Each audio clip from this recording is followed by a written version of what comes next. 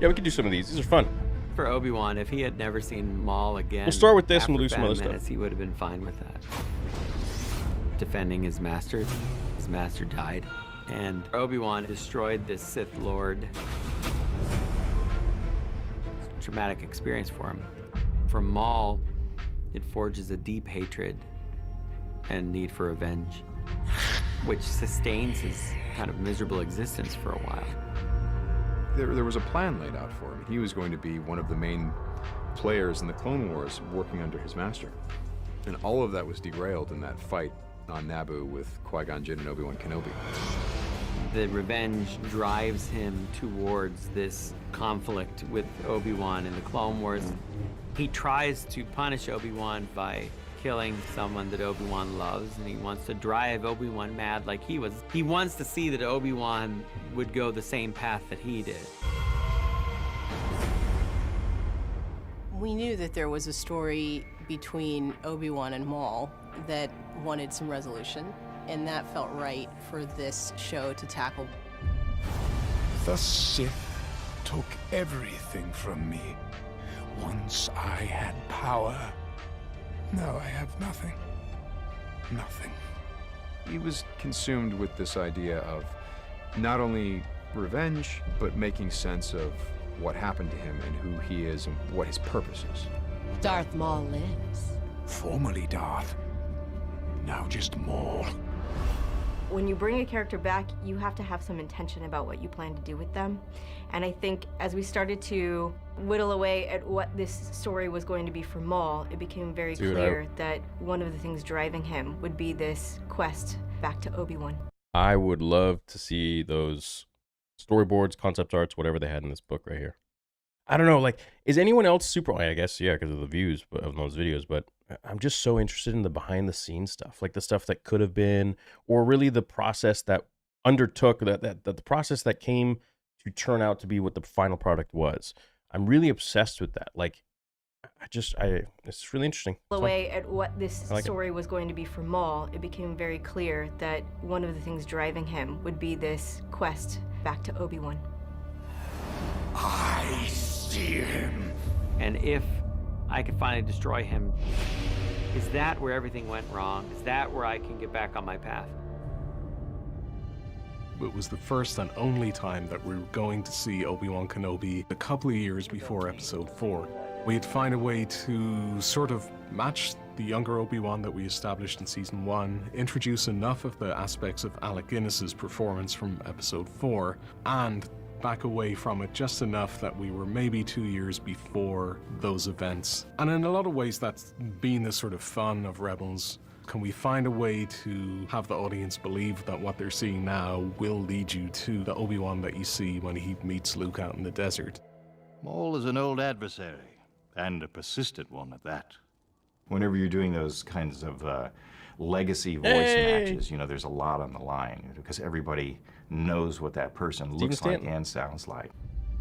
You know, he was one of the nicest guys that I enjoyed. I mean, they were all nice, but he was definitely one of the nicest dudes. He sent me like 2 beautiful laminated, actually, well, really 4 laminated autographs. Survive as long as I have by being foolish. And as soon as he did the first line, Dave turned around and just looked at me, and we were like, holy smokes. He was able to bring that weight of Alec Guinness's character into Obi-Wan.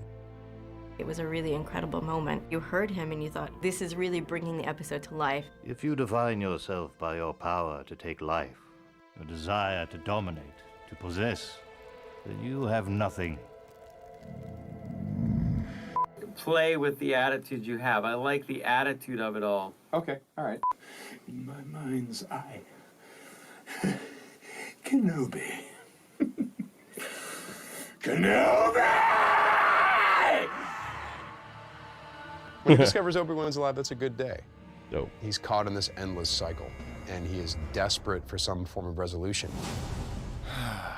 Look what has become of you. A rat in the desert. Look what I have risen above. This encounter between Maul and Obi-Wan really is about where these two characters had come in the 15 years since the Clone Wars. Obi-Wan has survived tremendous loss and continued to be incredibly disciplined in the ways of the Jedi. And in the end, when he sees Maul, he sees somebody that he pities. When Maul kicks out and turns off the fire, he has told the audience there's no safety. You all of a sudden feel the vastness of where they are. When it came to Maul and Obi-Wan, the fight that leapt to my mind was Kyuzo fighting the other man in the field in the film Seven Samurai. It's the very still movements of the samurai who's moving with intention and grace. It's contrasted versus the anger in the one man. And that guy's moving his feet a lot, and he's, you know, he doesn't have a steady position. And I'm like, well, there you have it. I mean, Obi-Wan has intention.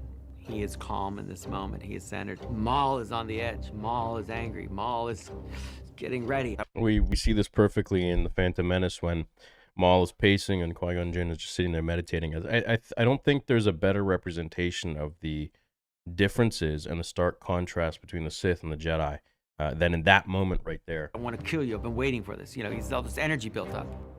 It's much more about footwork and the thought. There was this story that my dad taught Aikido when I was, you know, he learned from the masters. He learned from Toy Sensei, Ueshiba Sensei. He went to Japan. He opened up a dojo when I was younger, and I remember he was telling the story about Miyamoto Musashi and some other dude. And anyways, they were samurai, and they wanted to kill each other, and they had set a date and time to kill each other, like high noon kind of thing, for the Wild West. And so what Miyamoto Musashi did, he just literally didn't show up for like hours on end and made the other guy feel so unbelievably frustrated and disrespected while he's waiting. And everyone, you know, is waiting to watch apparently or something like that. But he was just, you know, he was cleaning his sword. He was taking his time in his place. Then he got on his boat and he got over to the destination. And by the time he got there, it was like 4, 5, 6 hours later. And he did this on purpose to throw the other guy off and make him anxious and angry and just pacing. And by the time he got there, the guy was so out of his center and out of alignment, that out of his balance, that Miyamoto Musashi just completely diced him in like a second. Just throw the opponent off. Process that Obi-Wan has. It starts out as young Obi-Wan, and then we shift him to sort of more what Alec would do when he was fighting. And then the very last one, if you look back at A Phantom Menace and you can see what Qui-Gon's doing, we sort of just move him just a little bit right after Maul changes his. It's kind of a game within a game almost. Yeah, it's cool, man. I remember when Sam Witwer explained that to me. Originally, I had it where Maul came in and it was one strike. But for Maul's style, which is very fast, I thought, well, it doesn't feel like Maul with one strike. I need like 1, 2, 3. And I thought, well, 1, 2, 3, the third move should be the move that he gets Qui-Gon with, which is a block, and then up. You know, he uses the blunt part of his lightsaber to hit Qui-Gon in the face and stun him.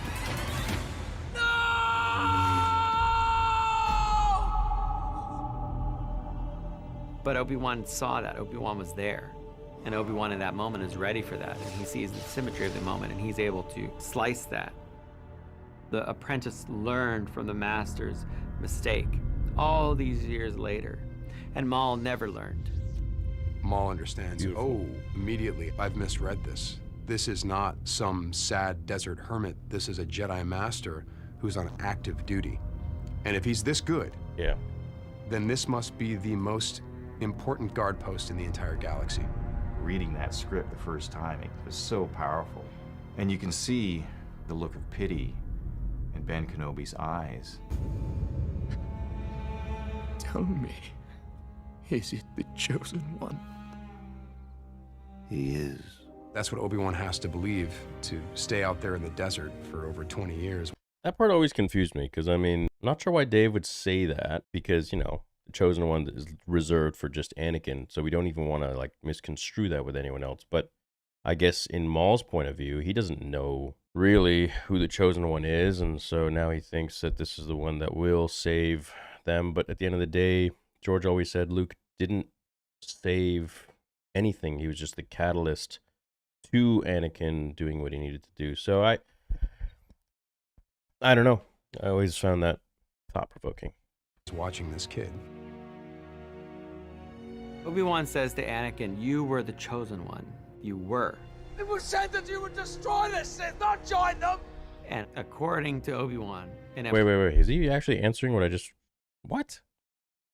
Hold on. Obi-Wan has to believe to stay out there in the desert for over 20 years watching this kid. Obi-Wan says to Anakin, you were the chosen one. You were.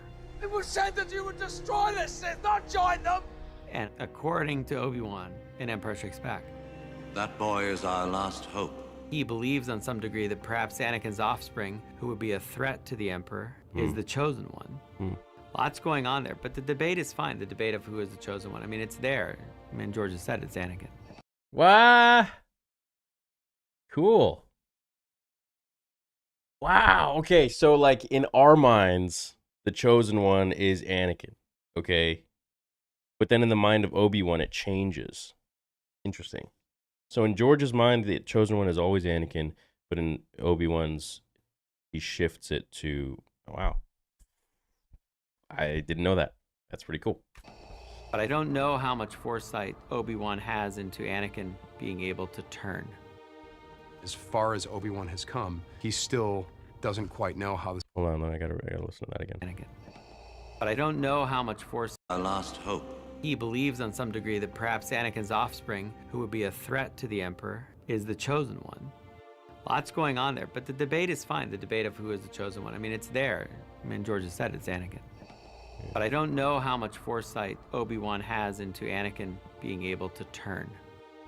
As far as Obi-Wan has come, he's still... Wait, what? Obi-Wan has no foresight? It's there. I mean, George has said it's Anakin. Obi-Wan has into Anakin being able to... But I don't know how much foresight Obi-Wan has into Anakin being able to turn. Got it. So Obi-Wan has no more hope, really, that Anakin could turn. As far as Obi-Wan has come, he still doesn't quite know how this is going to play out, which is shown in that last frame when Obi-Wan sees young Luke. He has a look on his face that goes, oh boy, this is either going to go really well or really badly. But you have to remember, like, you have to write Obi-Wan the character, not what we know as the audience. We all know it's Anakin. This is why Dave is literally the dude to continue Star Wars. Literally, like, in live time, I'm asking questions, and I'm like, why wouldn't they? And he's already, just, like, 4 or 5 steps ahead. It's 10 steps ahead. This is why I always laugh when people doubt Dave Filoni, and it's like, dude, he is literally, like, if George Lucas is Anakin, he is literally Luke. Like, it's, sometimes I get so wrapped up in like, what would George say, that you don't, like, think, what would the characters actually think, right? So it's like, you kind of have to, when you're telling a story, it's okay, cool. Not what we know as the audience. We all know it's Anakin. Does Obi-Wan know? I could ask George. Dude, cool. Okay. Nice. Nice. I love that. I don't think I ever watched that before.